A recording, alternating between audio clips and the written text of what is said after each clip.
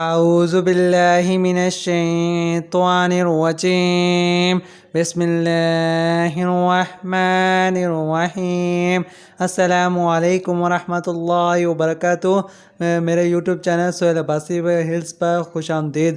آج ایک نئی ویڈیو کے ساتھ حاضر ہوا ہوں اور امید کرتا ہوں کہ آپ بھی اللہ تعالیٰ کے فضل و کرم اور خیریت کے ساتھ ہوں گے۔ آج آپ کو بتانے جا رہا ہوں کہ شمر کون تھا اور اس نے حضرت محمد صلی اللہ علیہ وسلم کے نواسے حضرت امام حسین رضی اللہ عنہ کو کس طرح قتل کیا تھا۔ اس بارے میں آپ کو تمام تفصیل بتانے جا رہا ہوں، لیکن ویڈیو شروع کرنے سے پہلے اگر آپ ہمارے چینل پر نئے ہیں تو چینل کو سبسکرائب کریں اور اس ویڈیو کو دوسرے لوگوں تک شیئر بھی کریں۔ تو بلا تاخیر بڑھتے ہیں ویڈیو کی جانب۔ مختصر سی معذرت طلبی کے بعد عمرو بن سعید فوج لشکر حسین رضی اللہ پر ٹوٹ پڑی۔ ہر طرف جنگ کا میدان گرم ہو گیا اور خون کے فوارے ابلنے لگے۔ سیدنا حسین رضی اللہ عنہ کے ششیر دل صبائی جس طرف رخ کرتے صفوں کو الٹ دیتے تھے، مگر کثیر تعداد دشمن ذرا سی دیر میں پھر ہجوم کر آتا تھا۔ چند گھنٹوں میں لشکر حسین رضی اللہ کے بڑے بڑے نامور بہادر مسلم بن اوسجہ اور حر اور حبیب بن مظاہر شہید ہو گئے۔ جب دشمن کے سپاہی سیدنا حسین رضی اللہ کے قریب پہنچے تو نماز کا وقت قریب تھا۔ آپ نے ابو ثمامہ سے فرمایا، دشمنوں سے کہو کہ ہمیں نماز کی مہلت دیں، مگر دشمنوں نے یہ درخواست منظور نہ کی اور لڑائی بدستور جاری رہی۔ اہل بیت کو صبر کی تلقین۔ سیدنا حسین رضی اللہ عنہ کے سب رفقا یکے بعد دیگر شہید ہو چکے تو بنی ہاشم خاندان نبوت کے باری آئی۔ امام حسین رضی اللہ عنہ نے چاہا کہ اس خاندان سے میں آغاز کروں، تلوار اٹھائی، لیکن حضرت علی اکبر میدان میں آ گئے۔ عرض کرنے لگے، ابا جان، بیٹا آپ کا جوان ہے اور جوان بیٹوں کے ہوتے ہوئے باپ کو ایسی تکلیف کی ضرورت نہیں۔ میدان میں پہنچے، جہاد شروع کیا۔ آگ کی تلوار جس سمت اڑتی یزیدی فوج کے ٹکڑے اڑا دیتی۔ آپ انہیں گاجر مولی کی طرح کاٹ کر رکھ دیا، پھر آپ کا گھوڑا زخمی ہو گیا۔ حیدری خون اور حسینی شجاعت نے یزیدی لشکر کو مصیبت اور مشقت میں ڈال دیا اور ان کے اوپر خرچے اڑا دیے۔ امام حسین رضی اللہ عنہ چاہتے تھے کہ اپنے جوان بیٹے کو، شباب کے ماں کامل کو، حسن کے ماں تمام کو اپنی آنکھوں سے لڑتا ہوا دیکھیں، لیکن میدان کرب و بلا کے گرد نے ان کو چھپا لیا تھا۔ کچھ خبر نہ تھی کہ وہ کہاں ہیں اور ان پر کیا بیت رہی ہے۔ بس اتنا اندازہ ہوتا تھا کہ جس سمت یزیدی لشکر کی بیریں بھاگتی، امام حسین رضی اللہ عنہ اور اہل بیت کے لوگ سمجھ لیتے کہ یہ حسین رضی اللہ عنہ کا لاڈلا بیٹا اس سمت جا رہا ہے۔ یہ علی حیدر کرار کا پوتا اور حضرت محمد صلی اللہ علیہ وسلم کا نواسا دیر تک یزیدیوں کو واصل جہنم کرتا رہا۔ پیاس کے شدت نے آ گرا، جسم پر بیسیوں زخم لگ گئے۔ پانی کا ایک گھونٹ بھر کر دوبارہ تازہ دم ہونے کے لیے آئے تو عرض کیا، ابا جان، اگر آپ پانی کا ایک گھونٹ مل جائے تو پھر تازہ دم ہو کر حملہ کروں۔ فرمایا، علی اکبر، پانی تو میسر نہیں، لیکن اپنی سوکھی ہوئی زبان تیرے منہ میں ڈال سکتا ہوں۔ حضرت علی اکبر نے امام عالی مقام کی سوکھی ہوئی زبان چکھی اور اس سے پھر تازہ دم ہو کر میدان میں پہنچے۔ دیر تک لڑنے کے بعد بے اندازہ زخم کھا کر زمین پر گر پڑے۔ ایک نیزہ آپ کے سینے اقدس میں پیوست ہو گیا۔ اچانک زبان سے آواز آئی، یا ابتہ ہے ابا جان۔ امام حسین رضی اللہ عنہ نے ساختہ رو پڑے، جا کر اپنے بیٹے کو گود میں لے کر اٹھا لیا۔ بیٹا ایک عجیب انداز سے اپنے باپ کو دیکھ رہا ہے۔ عرض کی، ابا جان، اگر آپ نیزے کا یہ پھال جسم سے نکال دیں تو میں ایک بار پھر میدان میں جانے کے لیے تیار ہوں۔ آپ کا بیٹا دشمن کی کثرت کے باوجود ہمت ہارنے والا نہیں۔ امام حسین نے رضی اللہ عنہ نے گود میں جوان بیٹے کو، اس ماں تمام کو، اس حسن کے پیکر کو لیا۔ سر سے پاؤں تک جسم زخموں سے چور تھا۔ آپ نے نیزے کا پھل نکالا، خون کا فوارہ ابل پڑا۔ سب سے پہلے علی اکبر رضی اللہ عنہ شہید ہوئے۔ حضرت حسین رضی اللہ عنہ نے علی اکبر کے رضی اللہ عنہ کی لاش اٹھائی اور خیمے کے پاس رکھ دی۔ اس کے بعد حضرت حسین رضی اللہ عنہ میدان جنگ سے قاسم بن حسن رضی اللہ عنہ کی لاش اٹھا کر خیمے کے پاس لائے اور علی اکبر کی میت کے پہلو میں لٹا دیا۔ اہل بیت کے رونے کی آواز آپ کو سنائی دی تو آپ نے اہل بیت کو مخاطب کر کے فرمایا، ہے اہل بیت صبر کرو، ہے میرے چچا کی اولاد صبر کرو، اس کے بعد کوئی تکلیف نہ دیکھو گے۔ جس وقت عبداللہ بن حسن رضی اللہ عنہ نے اپنے چاچا سیدنا حسین رضی اللہ عنہ پر دشمن کو وار کرتے دیکھا تو اس پر پیکر وفا نے لبک کر اپنے ہاتھ پر تلوار کے وار کو روکا۔ اس کا دایاں بازو شانے سے کٹ کر جدا ہو گیا۔ سیدنا حسین رضی اللہ عنہ نے اپنے نوجوان بھتیجے کو چھاتی سے لگایا اور فرمایا، ہے بھتیجے، جو مصیبت اس وقت تم پر آئی ہے اس پر صبر کرو اور ثواب کے امیدوار رہو، بہت جلد خدا تجھے تیرے صالح باپ دادا سے ملا دے گا۔ اس کے بعد سیدنا حسین رضی اللہ عنہ کا صاحبزادہ علی اصغر رحمۃ اللہ علیہ جب شدت پیاس سے تڑپنے لگا تو آپ اس کو گود میں اٹھا کر لائے اور دشمنوں کو مخاطب کر کے فرمایا، تمہیں مجھ سے تو عداوت ہو سکتی ہے لیکن اس معصوم بچے کے ساتھ تمہیں کیا دشمنی ہے؟ اس کو تو پانی دو کہ شدت پیاس سے دم توڑ رہا ہے۔ اس کے جواب میں دشمن کی طرف سے ایک تیر آیا جو اس بچے کے حلق میں پیوست ہو گیا اور معصوم وہیں جہاں باغ ہو گیا۔ حضرت حسین رضی اللہ عنہ نے اس قدر ہوشربہ ثانیہ پر بھی کمال صبر اور سکون کا مظاہرہ کیا، یعنی اس کے خون سے چلو بھر کے آسمان کی طرف پھینکا اور فرمایا، یا اللہ، جو مصیبت اس پر نازل ہے اس کو تو آسان کر۔ مجھے امید ہے کہ اس معصوم بچے کا خون تیرے نزدیک حضرت صالحہ کی اٹھنی سے کم نہیں ہوگا۔ نواسہ رسول صلی اللہ علیہ وسلم کا بے مثال صبر و استقلال۔ جب اہل بیت ایک کر کے شہید ہوئے تو حضرت سید شہداء کی باری آئی اور دشمن کی تلواریں نواسہ رسول صلی اللہ علیہ وسلم کے جسم عطر پر ٹوٹ پڑی۔ آپ نے نہایت صبر و استقامت سے دشمنوں کی حملوں کا مقابلہ کیا، بے شمار دشمنوں کو موت کے گھاٹ اتارا۔ تن تنہا ہزاروں کا مقابلہ کر رہے تھے۔ شدت پیاس سے زبان سوکھ کر کانٹا ہو چکی تھی۔ 3 روز سے پانی کی ایک بوند لبوں تک نہ پہنچی تھی۔ اوپر سے جلسہ دینے والی دھوپ، نیچے سے تپتی ہوئی ریت، عرب کے گرمی، موسم کی سختی اور باد سموم کا زور، ریت کے ذروں کی پرواز جو چنگاریاں بن کر جسم میں لپٹتے تھے۔ حضرت سعد بن وقاص فاتح ایران کا بدنہاد بیٹا حکومت کی لالچ سے اندھا ہو کر اب خدان رسالت کے آخری چراغ حضرت حسین رضی اللہ عنہ کی شمع حیات کو بھی بجھانے کے لیے بےتاب نظر آ رہا ہے۔ آپ رضی اللہ عنہ کے جسم عطر میں تیروں، تلواروں اور نیزوں کے 80 زخم پڑ چکے تھے۔ تمام بدن چھلنی بنا ہوا تھا، مگر آپ رضی اللہ عنہ پھر بھی نہایت شجاعت اور ثابت قدمی سے دشمن کا مقابلہ کر رہے تھے۔ شمر بن ضیاء الجوشن حضرت حسین رضی اللہ کی پامردی اور استقامت دیکھ کر بہت حیران اور سراسیمہ ہو گیا اور اس نے سیدنا حسین رضی اللہ عنہ کی توجہ میدان جنگ سے ہٹانے کے لیے یہ چال چلی کہ فوج سے ایک دستہ علیحدہ کر کے اہل بیت کے خیموں کا محاصرہ کر لیا۔ اس پر آپ رضی اللہ عنہ نے جلا کر فرمایا، ہے لوگو، شرم کرو، تمہاری لڑائی مجھ سے ہے یا بے کس و بے قصور عورتوں سے؟ کم بختو، کم از کم میری زندگی میں تو اپنے گوروں کی باکیں ادھر نہ بڑھاؤ۔ شمر نابکار نے شرمندہ ہو کر خیمہ اہل بیت سے محاصرہ اٹھا لیا۔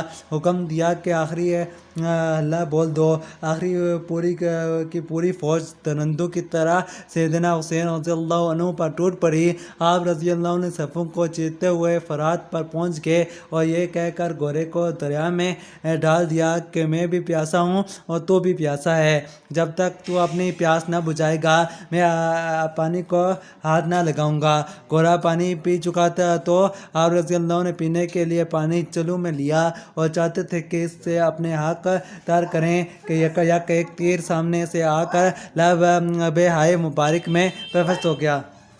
آپ نے پانی ہاتھ سے پھینک دیا، تیر کھینچ کر نکالا، منہ خون سے لبریز ہو گیا۔ آپ خون کی کلیاں کرتے ہوئے باہر نکلے اور فرمایا، بار اللہ تو دیکھ رہا ہے کہ لوگ تیرے رسول صلی اللہ علیہ وسلم کے نواسے پر کیا ظلم کر رہے ہیں۔ اتنے میں آواز آئی کہ حسین رضی اللہ عنہ دور نکل گئے اور اہل بیت کی بھی خبر نہ رہی۔ یہ آواز سنتے ہی سرحد سے آپ خیموں کی طرف پلٹے، راستے میں دشمنوں کے پرے لگے کھڑے تھے۔ آپ انہیں چیرتے ہوئے خیموں میں پہنچ گئے۔ حضرت حسین کو مجروح اور خون میں شربور دیکھ کر خیموں میں کرام مچ گیا۔ آپ نے انہیں صبر کی تلقین کی اور باہر نکل آئے۔ ایک تیر آگ کے پیشانی پر لگا جس سے سارا چہرہ مبارک لہو لہان ہو گیا۔ چند لمحوں کے بعد ایک تیر سینہ اترک میں آ کر پیوست ہو گیا جس کے کھینچتے ہی ایک خون کا فوارہ جاری ہو گیا۔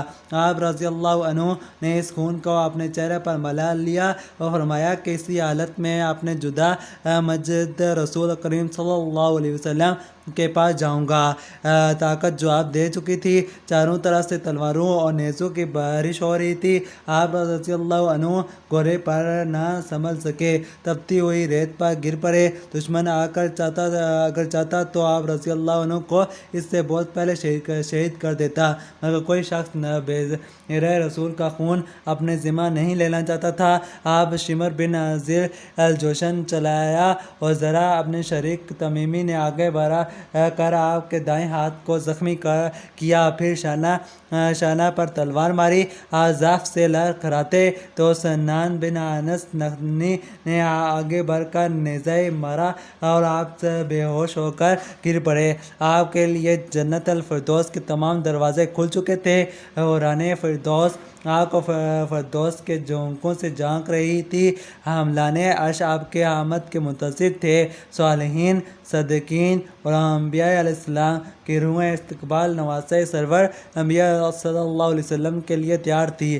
ملائے اعلیٰ میں ایک شور برپا تھا، جنت کی تزئین و آرائش کی جا رہی تھی کہ جوانان جنت کا سردار آنے والا ہے۔ آپ نے فور انتشار آواز میں کروٹ بدلی، آنکھوں کھول کر دیکھا تو نماز عصر کا وقت تھا۔ فوراً سجدے میں جھک گیا اور نماز عصر ادا کی۔ اس کے بعد شمر نے حکم دیا کہ سر کاٹ لو، مگر اس وقت بھی آپ رضی اللہ کے چہرے پر روح و جلال کی یہ کیفیت تھی کہ کسی کو سر کاٹنے کی جرأت نہ ہوئی۔ شیس بن ربیع آگے بڑھا مگر اس پر بھی بیعت و ریب طاری ہو گیا۔ اس کے بعد سنان بن انس آگے بڑھا، اس کی بھی یہی حالت ہوئی۔ آخر شمر دوڑ کر آپ کے سینے اتر پر سوار ہو گیا اور جسم اوندھا کر کے سر تن سے جدا کر دیا۔ دنیا نے شقاوت، ظلم اور بربریت کے بہت سے مناظر دیکھے ہوں گے، لیکن ایسا خوفناک ثانیہ نہ دیکھا اور نہ دیکھے گی۔ ان اللہ و انا الیہ راجعون۔ سیدنا حسین کا جسد مبارک۔ ابن زیاد نے عمرو بن سعد کو حکم دیا تھا کہ حسین رضی اللہ کی لاش کو گھوڑوں کے ٹاپوں سے رون ڈالے۔ اب یہ تقدیر بھی حضرت حسین رضی اللہ کے بدن مبارک پر پوری ہوئی۔ 10 سواروں نے گھوڑے دوڑا کر آپ کے جسم اطہر کو رون ڈالا۔ یہ وہ جسم مبارک تھا جس کو پیغمبر اعلیٰ صلی اللہ علیہ وسلم، آپ کی پیاری بیٹی فاطمہ الزہرا اور حضرت علی کرم اللہ وجہہ اٹھائے پھرتے۔ یہی وہ جسم تھا جس کو سرور کائنات کی پشت مبارک اور کندھوں پر سوار کا شرف نصیب ہوا۔ یہ جسم زخموں سے چور خون میں شرابور میدان کربلا میں گوروں کے ٹاپوں سے روندا جا رہا ہے۔ شہدائے کربلا کے سر نیزوں پر۔ سلسلہ حرب و ضرب و جدال و قتال کے بعد عمرو بن سعد نے اپنی فوج کو آرام کرنے کا حکم دیا، کیونکہ مظاہرۂ شجاعت سے وہ تھک چکے تھے۔ دوسرے دن مقتول کوفیوں کی لاشیں عمرو بن سعد نے نماز جنازہ پڑھ کر دفن کرا دی، مگر شہداء کی لاشیں ویسے ہی چھوڑ دی، جنہیں بعد میں قریبی آبادی کے لوگوں نے سپرد خاک کیا۔ سپہر کو عمرو بن سعد نے 82 شہدائے اہل بیت کے یعنی 82 اہل بیت کے کٹے ہوئے سر مختلف قبائل کے سرداروں کو علی قدر مراتب 2-2، 4-4 اور 6-6 تقسیم کیے، جن کو انہوں نے نیزوں پر چڑھا لیا، اور بڑے تذک و احتشام کے ساتھ یہ لشکر فتح و ظفر کے شادیانے بجاتا ہوا شہید ہوئے سروں کو آگے لیے ہوئے روانہ ہوا۔ آپ نے پانی ہاتھ سے پھینک دیا، تیر کھینچ کر نکالا، منہ خون سے لبریز ہو گیا۔ آپ خون کی کلیاں کرتے ہوئے باہر نکلے اور فرمایا، بارے اللہ، تو دیکھ رہا ہے کہ لوگ تیرے رسول صلی اللہ علیہ وسلم کے نواسے پر کیا ظلم کر رہے ہیں۔ اتنے میں آواز آئی کہ حسین رضی اللہ عنہ دور نکل گئے، اور اہل بیت کی بھی خبر نہ رہی۔ یہ آواز سنتے ہی سرعت سے آپ خیموں کی طرف پلٹے۔ راستے میں دشمنوں کے پرے لگے کھڑے تھے۔ آپ انہیں چیرتے ہوئے خیموں میں پہنچ گئے۔ حضرت حسین کو مجروح اور خون میں شرابور دیکھ کر خیموں میں کرام مچ گیا۔ آپ نے انہیں صبر کی تلقین کی اور باہر نکل آئے۔ ایک تیر آگ کے پیشانی پر لگا، جس سے سارا چہرہ مبارک لہو لہان ہو گیا۔ چند لمحوں کے بعد ایک تیر سینہ عطر میں آ کر پیوست ہو گیا، جس کے کھینچتے ہی ایک خون کا فوارہ جاری ہو گیا۔ آپ رضی اللہ عنہ نے اس خون کو اپنے چہرے پر ملا لیا اور فرمایا کہ اسی حالت میں اپنے جدا مجد رسول کریم صلی اللہ علیہ وسلم کے پاس جاؤں گا۔ طاقت جو آپ دے چکی تھی، چاروں طرف سے تلواروں اور نیزوں کی بارش ہو رہی تھی۔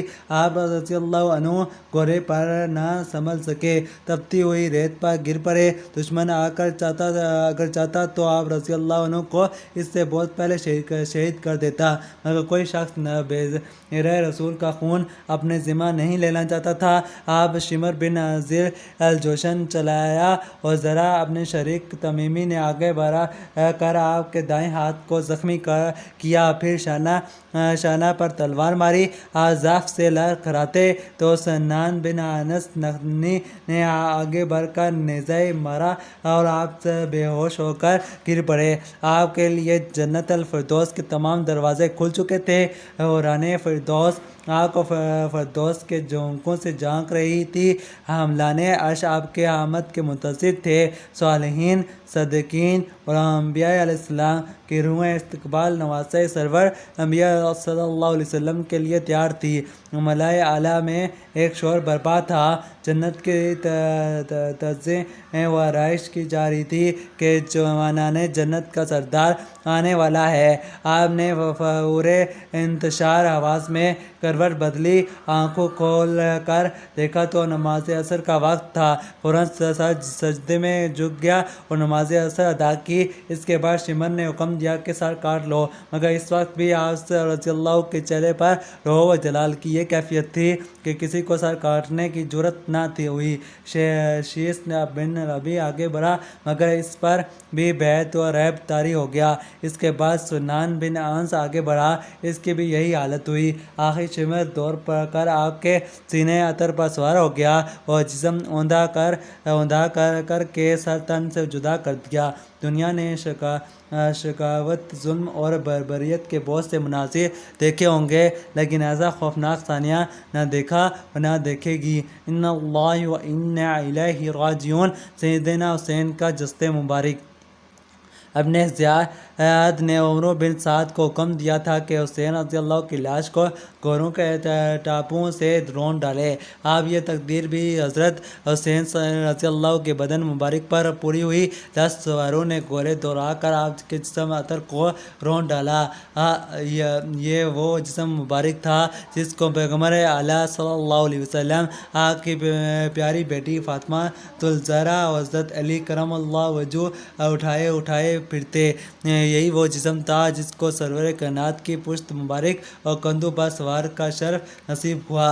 یہ جسم زخموں سے چور، خون میں شرابور میدان کربلا میں گوروں کے ٹاپوں سے رونتا جا رہا ہے۔ شہدائے کربلا کے سر نیزوں پر۔ سلسلہ حرب و ضرب و جدال و قتال کے بعد عمرو بن سعد نے اپنی فوج کو آرام کرنے کا حکم دیا، کیونکہ مظاہرۂ شجاعت سے وہ تھک چکے تھے۔ دوسرے دن مقتول کوفیوں کی لاشیں عمرو بن سعد نے نماز جنازہ پڑھ کر دفن کرا دی، مگر شہداء کی لاشیں ویسے ہی چھوڑ دی، جنہیں بعد میں قریبی آبادی کے لوگوں نے سپرد خاک کیا۔